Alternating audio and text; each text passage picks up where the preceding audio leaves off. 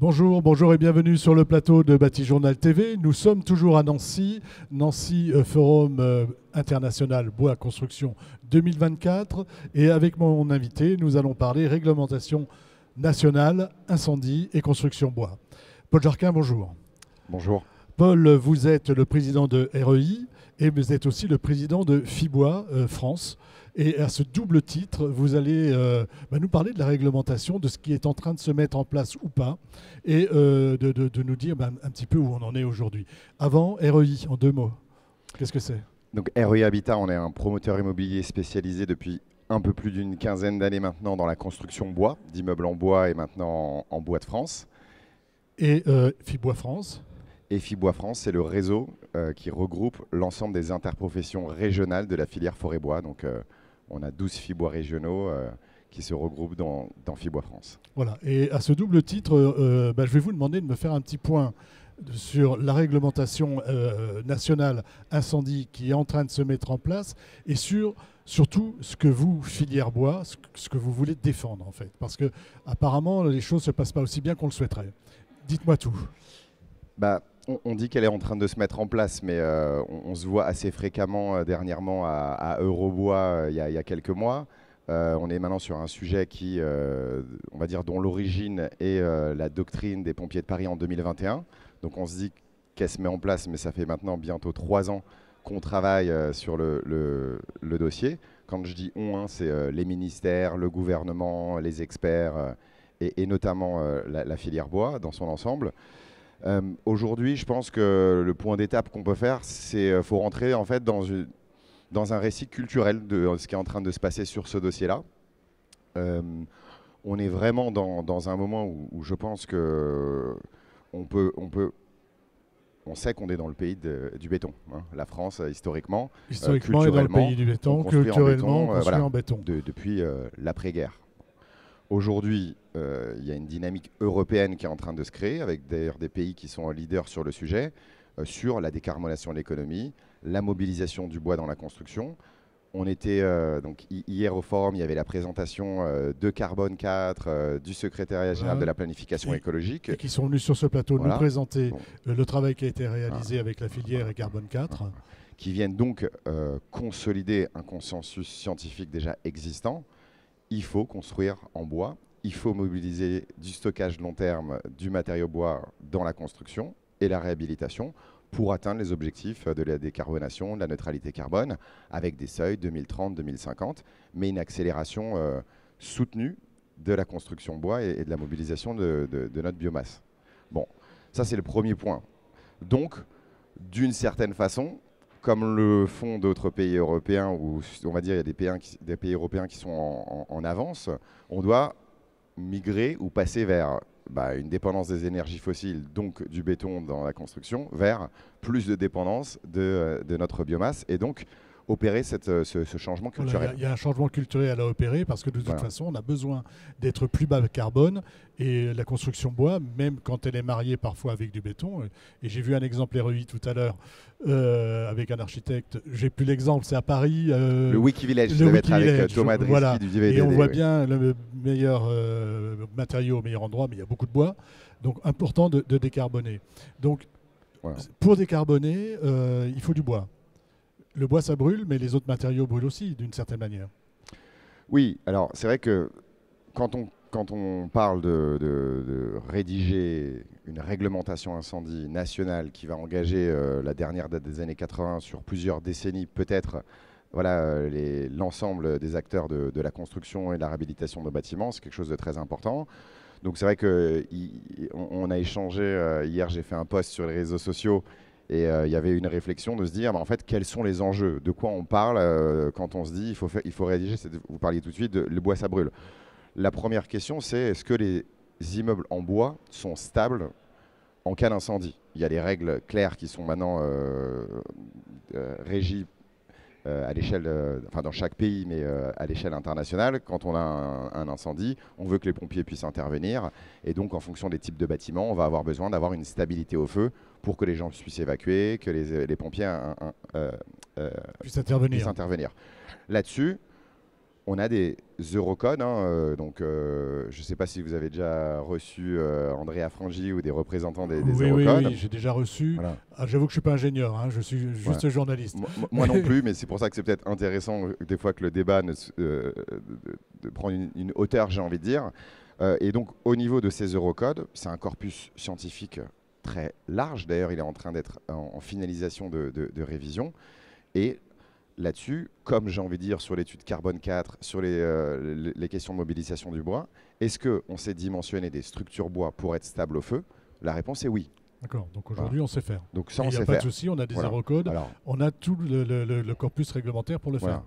On sait qu'on sait déjà faire parce qu'il y a de nombreux immeubles en bois qui existent, mais en plus on sait prouver scientifiquement qu'ils sont stables et qu'ils sont bien dimensionnés. Voilà. Donc la deuxième question, c'est que bon, il y a des incendies, c'est des choses qui arrivent. Je crois que sur le site internet des sapeurs-pompiers, il y a plus de 200 000 incendies en France. Qui sont répertoriés. Voilà, qui sont répertoriés. Donc voilà, ça fait partie de notre vie et de notre quotidien. Donc derrière, est-ce que la sécurité des gens, elle est assurée pour que les gens puissent être évacués et quelle est la résistance, comment se comportent en fait les structures bois en cas d'incendie. Bon.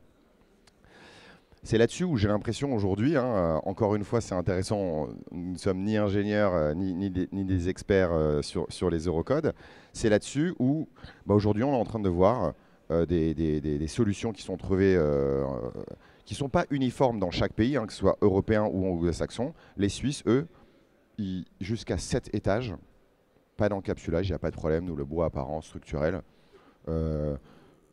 En essayant de vulgariser de la façon la plus possible, eux, ils estiment que quand il y a un incendie, la majorité de la masse combustible qui va prendre feu, c'est le mobilier, les tables, les rideaux, ce qu'il y a dans un logement, et que la structure elle-même, elle représente moins de 30% en fait de la masse calorifique.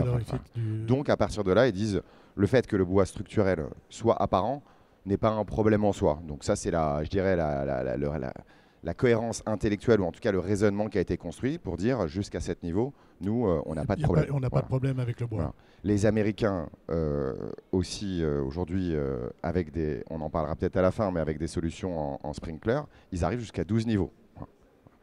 Donc en fait, on a quand même maintenant un benchmark international qui est en train de se mettre en place selon les pays, sur lesquels, oui, on sait garder des structures bois.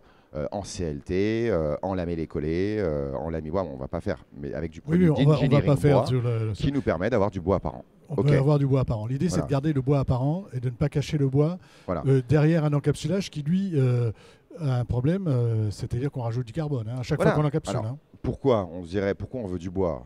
Là-dessus, il y a 3 enjeux majeurs. Les 3 sont importants. Le premier, c'est un enjeu carbone 4, décarbonation d'impact carbone. Si on commence à rajouter du plâtre, effectivement, on rajoute du carbone, donc c'est pas bon.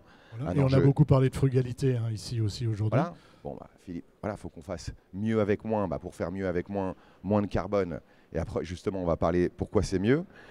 Le deuxième enjeu, c'est un enjeu économique. Voilà, on veut développer toute une filière, on veut réindustrialiser, on veut investir dans ce Green Deal européen pour atteindre les objectifs de la neutralité. Donc, il faut un modèle économique. Le bois, aujourd'hui, est un matériau noble et pour l'instant, on a un coût qui est un peu plus important, 5 à 10%.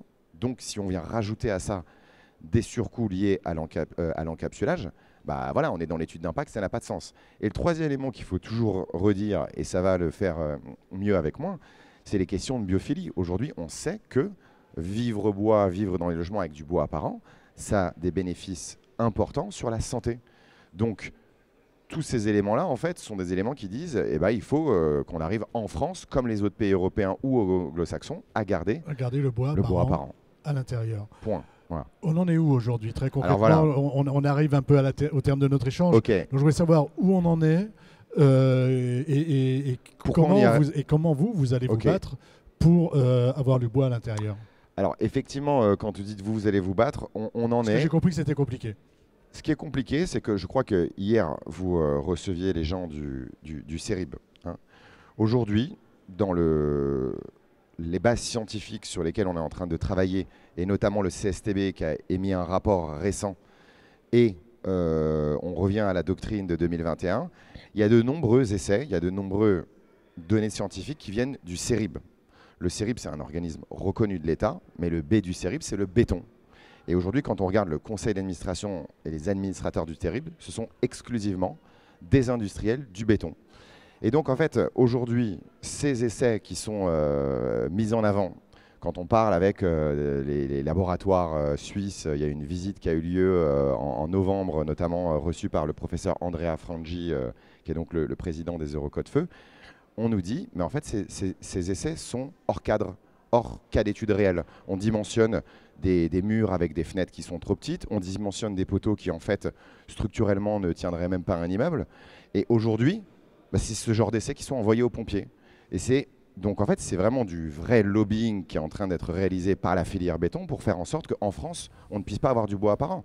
Et c'est donc un combat qu'il faut que la filière bois mène aujourd'hui et qu'on pose les termes du débat et de façon très concrète. Voilà. Alors, comme le CERIB n'est pas là pour vous répondre, je leur ai posé la question hier. Ouais. Et la réponse est, nous sommes un laboratoire feu indépendant, missionné par l'État.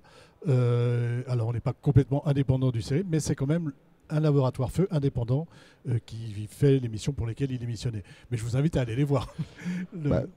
Peut-être d'ailleurs, ça serait intéressant. Après, intéressant peut-être qu'un jour. Cette réponse-là, et effectivement, j'ai commencé d'ailleurs, quand j'ai commencé à vous parler du CERIB, en disant que c'est vrai, mais c'est pas pour autant que derrière, c'est comme si on disait oui, le lobbying n'existe pas en France.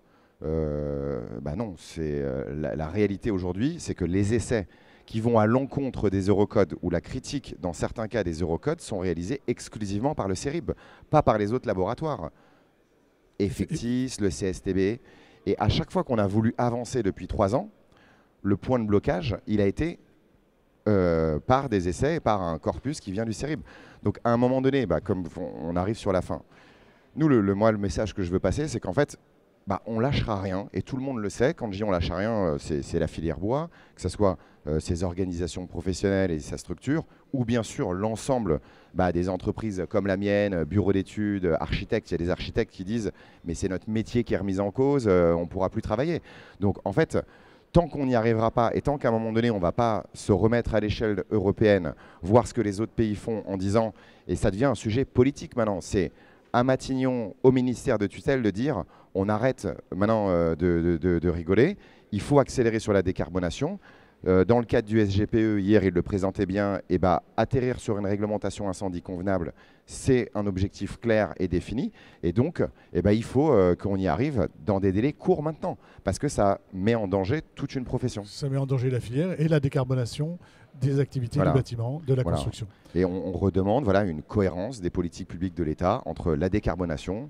Voilà. Et derrière, ils investissent dans la filière. Le plan de relance investit des centaines de millions d'euros chaque année pour qu'on réindustrialise. Donc, on a besoin de réglementation incendie et qu'on reste un des champions européens de la construction bois. Et que comme en Suisse, que oui, jusqu'à 7 étages. Après, je ne suis pas un expert, il y aura des arbitrages, il y aura des définitions. Mais il ne faut pas qu'on devienne les derniers d'Europe, ça c'est une certitude. Et moi, j'ai dormi en Suède dans un hôtel qui fait 50 mètres de hauteur et qui est totalement en bois, avec le bois apparent, mais avec des sprinklers. Exactement. Dans le changement culturel, il y aura aussi les solutions. Là, on en revient à des choses basiques culturelles. Le bois est un matériau combustible. Donc, en cas d'incendie, il brûle. Qu'est-ce qu'on fait pour éteindre un incendie ? On met de l'eau. Et l'eau, c'est les sprinklers. Donc, effectivement, ça fera partie des professionnels d'un vrai changement culturel et donc la mise en place de solutions type brouillardeau, sprinkler. Merci Paul, je retiens sur la réglementation incendie, on ne lâche rien. Voilà. Merci à vous d'être venu nous le dire sur le plateau de Bâti-Journal TV. Un temps d'échange à retrouver évidemment sur notre site internet Bâti-Journal TV et sur les sites de nos partenaires que sont le Forum Bois Construction et France Bois Forêt. Merci à vous. Merci.